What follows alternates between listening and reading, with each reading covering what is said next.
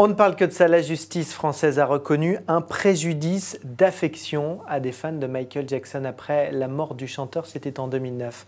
C'est une première mondiale et à la tête de ce mouvement, Myriam Walter qui est avec nous au Figaro TV. Merci d'être là après cette folle journée, j'ai envie de dire. Vous étiez ce matin au tribunal d'Orléans qui vous a donc donné gain de cause. Concrètement, vous avez décidé de poursuivre le médecin personnel de Michael Jackson, Conrad Murray, qui a été condamné lui-même aux États-Unis pour avoir donné une surdose de tranquillisants à la star. Vous avez donc décidé de l'attaquer pour ce préjudice d'affection. Vous avez obtenu gain de cause. Il va être obligé de vous verser 1 € de dommages et intérêts.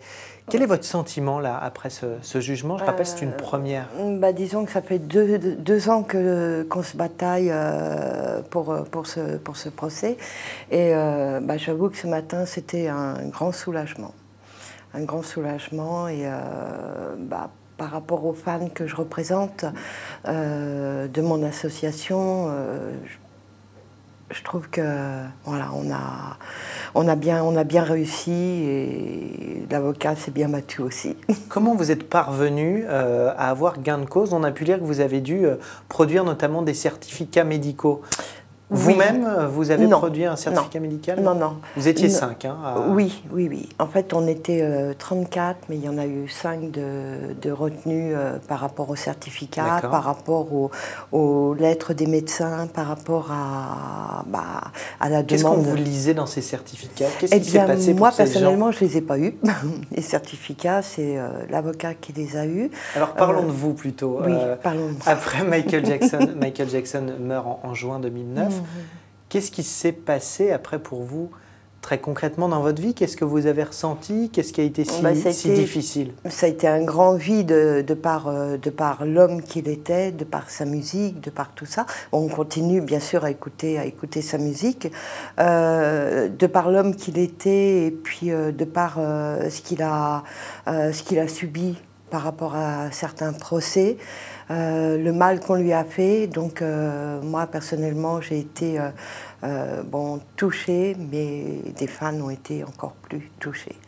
Je sais que dans le monde il y a eu des suicides, parce qu'on m'a dit qu'il y avait eu des suicides, l'avocat m'a dit qu'il y avait eu des suicides. Mais vous parlez de quelqu'un que vous ne connaissiez pas? Que je ne connais pas, que je n'ai pas vu. Et vous parlez comme d'un proche qui serait mort? Oui. Oui, parce que on a 1 an d'écart déjà. Vous avez 56 ans. Ouais. Oui. Et donc j'ai connu Michael et en fait on a grandi ensemble sans pour ça être près, mais j'ai grandi avec lui, j'ai grandi de par ses musiques, j'ai grandi. Vous comprenez qu'on puisse trouver ça disproportionné? Oui. Oui. Vous avez précisé aux Parisiens, attention, je ne suis pas hystérique. Je ne suis pas hystérique et je ne suis pas, comment on m'a appelé, je ne suis pas illuminée non plus. Tout au moins, même si je suis une illuminée, après la réponse d'aujourd'hui du tribunal, j'en suis fière. Parce qu'on a gagné. Mais vous comprenez qu'on a du mal à comprendre. Bien sûr, mais c'est tout à fait normal. Il y a des choses qui sont dans le monde beaucoup plus importantes. Et ça, j'en fais très bien la distinction. À quel moment vous avez décidé d'aller devant les tribunaux? Il y a 2 ans. Et il y a 2 ans, après, au bout d'un moment, si vous voulez, par rapport à certains réseaux, j'avais des demandes de fans, j'avais des demandes de rassemblements, de soirées, tout ça. Puis au bout d'un moment, on a fait ces rassemblements. Et puis après, en discutant avec les fans, on sentait le mal qu'ils avaient à l'intérieur. Et quand j'ai cherché un avocat et que j'ai trouvé Maître Ludo, je lui ai posé la question, je lui ai demandé ce qu'on pouvait faire. Et lui m'a dit, on peut aller pour le préjudice moral. Ça vous a coûté cher, toutes ces démarches? Tout ça, il faudra demander à Maître Ludo. J'imagine qu'il ne fait pas ça gratuitement. Faudra demander, je crois que ça fait partie un peu comme il dit, du secret professionnel. Il se fait un peu de publicité aussi avec cette affaire, c'est ça que ça veut disons dire? que moi, la publicité, je crois que il y en a un peu partout, de toute façon, hein, de la publicité. Maintenant, je sais qu'il a bien défendu et que s'il avait fallu, si on avait pu aller plus loin pour d'autres choses, j'aurais continué avec Maître Ludo. Et là, maintenant, vous souhaitez donc avoir le droit de vous rendre sur la tombe de la star, qui est une sépulture privée. Oui. Oui, bah justement, ce procès nous donne le droit de pouvoir aller nous recueillir au mausolée. Et ça, vous pensez pouvoir le faire prochainement? Là, on va mettre un peu d'argent de côté et oui. Vous avez 56 ans, je le disais, Myriam. Vous vous dites pas parfois que Michael Jackson a pris un peu trop de place dans votre vie? Non, parce que j'en faisais pas non plus un sujet. Vous avez quand même son logo tatoué sur la poitrine. Oui. Mais non, mais j'en faisais pas tous les jours une affaire.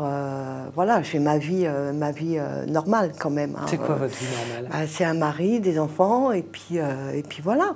Après, quand on a le temps, on prend l'association un peu. Ça n'a jamais eu d'impact, même sur votre vie privée, là, sur votre travail? Si. Ouais. Aujourd'hui, si. Si, aujourd'hui, ça a eu des impacts parce que, bon, j'étais pas disponible pour mon mari et mes enfants. Mais non, mais sinon, dans la vie courante, non. Bon, on écoute les musiques de Michael. Bon, mon mari est fan, mais plus des Beatles. Et Vos puis, enfants aussi sont fans? Mes sont dans enfants sont fans, l'association oui, vous? tout à fait. Vous n'êtes jamais posé la question de savoir ce que ça pouvait combler? Autant d'amour pour une star que vous n'avez jamais rencontrée? Oui, c'est peut-être pour ça que j'en donne autant. D'ailleurs, c'est peut-être parce que je n'ai jamais rencontré que je lui donne autant. Que je lui donne autant et que je permets peut-être à certaines fans d'être le porte-parole pour pouvoir Vous diriez que avancer. ça vous a quand même aidé, vous, dans votre vie? Bien sûr, bien sûr. Parce que je me suis battue pour quelqu'un qui le méritait. Voilà. Je pense que là-dessus, voilà. Bon, maintenant, il y a des critiques un peu partout, mais il paraît que des critiques font avancer. Donc, si ça pouvait me donner un élan énorme, ça serait bien. Merci beaucoup, Myriam, d'être venue nous parler donc de ce procès, de cette première. Et donc, la suite pour vous, allez pouvoir vous recueillir sur la tombe de Michael Jackson. Me recueillir et la statue de Michael que je voudrais en France. Vous voulez une statue de Michael Oui. Jackson en France? Oui. J'avais fait des demandes déjà au niveau du ministre de la Culture avant les élections. Et puis on avait mis mon dossier en dessous. Mais j'aimerais bien qu'il leur sorte un petit peu si c'était possible. Et puis rencontrer un sculpteur qui voudrait nous aider à faire cette statue. Vous la voulez où en France? À Paris. À Paris? À Paris, ouais, si je la mets dans mon village, le maire va... Merci beaucoup, Myriam, d'être venue nous parler C'est moi qui vous remercie. de tout ça. Et nous, on se retrouve très vite sur Figaro TV.